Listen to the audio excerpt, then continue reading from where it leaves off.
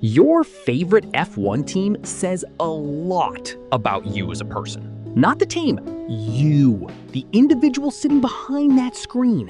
And today, we are going to go through every single team, and I am going to personally, professionally, and lovingly destroy each and every one of you. Oh my lord! If Red Bull is your favorite team, you have not experienced genuine suffering in your life. Not once. You started watching F1 somewhere around 2021, Max won, you picked the winning team, and you've been insufferable about it ever since. You don't watch races, you watch highlights.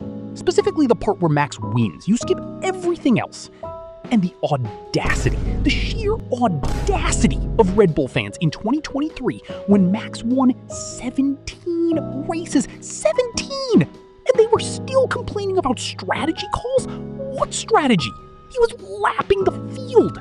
What exactly did you want them to do differently? You also genuinely believe Max Verstappen is the greatest driver in history after 4 seasons of dominance, while conveniently ignoring that Lewis Hamilton existed for 15 years? Not my opinion, just facts. It's Friday then! McLaren fans are currently the most annoying people on the planet, and they don't even realize it. 3 years ago, you were suffering.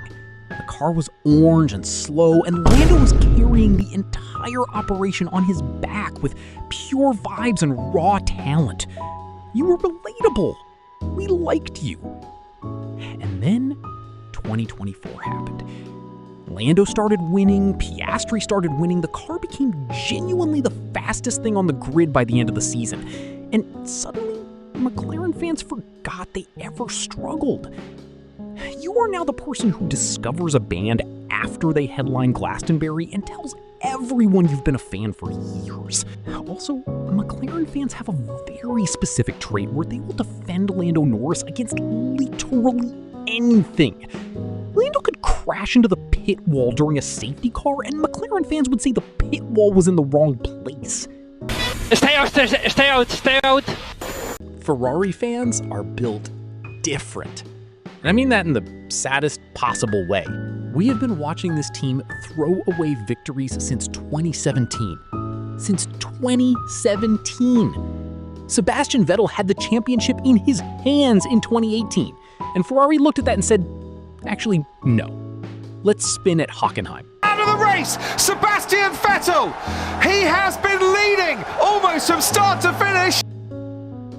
Ferrari fans don't watch F1 for joy, we watch it for pain.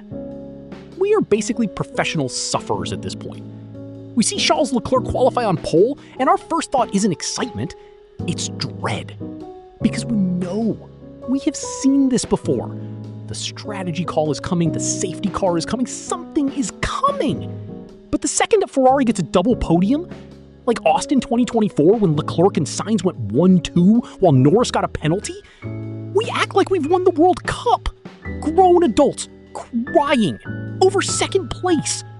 Mercedes fans are currently going through what scientists call a crisis. From 2014 to 2021, you were untouchable. 8 consecutive Constructors' Championships, Lewis Hamilton winning everything, George Russell looking fast in a Williams. Life was good. Then 2022 happened, and the car started porpoising so badly it looked like it was trying to escape the track. And suddenly, Mercedes fans had to learn something they had completely forgotten how to do. Cope. You were still convinced that Mercedes is one update away from domination. Every single race weekend. This could be the one. It is never the one. Lewis Hamilton leaving for Ferrari genuinely broke something in Mercedes fans. You don't talk about it, but it's there, behind the eyes. Smooth operator! Williams fans are historians. You don't watch current F1, you watch 1992 Nigel Mansell highlight reels at 2 a.m. The glory days. When Williams was the team. When Damon Hill and Jacques Villeneuve were world champions. When the name meant something. Current Williams is essentially a character building exercise. But there are genuine green shoots now.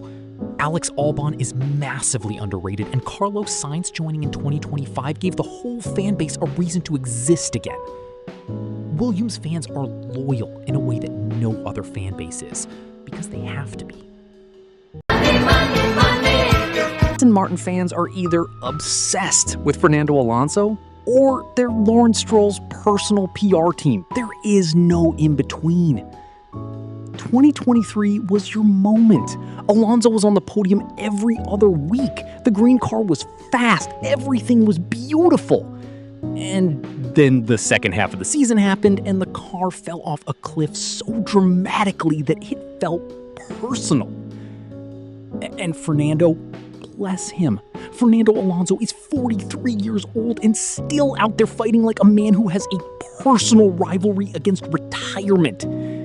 2 championships in 2005 and 2006. Could have stopped, didn't, is still here. Still occasionally doing things in that car that make you question if he's actually human. Aston Martin fans don't watch F1. They watch Fernando Alonso happen to be in an F1 car. Alpine fans, all 7 of you. I respect the commitment, genuinely, because supporting Alpine is basically a full-time job in emotional management. The team spends more time in internal drama than they do developing the car. They had Alonso. They let him go. They had Piastri. They lost him before he even drove for them. Oscar Piastri signed for McLaren while Alpine was still announcing him as their 2023 driver, in a public statement that they had to delete. That is not a racing team. That is a soap opera with a wind tunnel.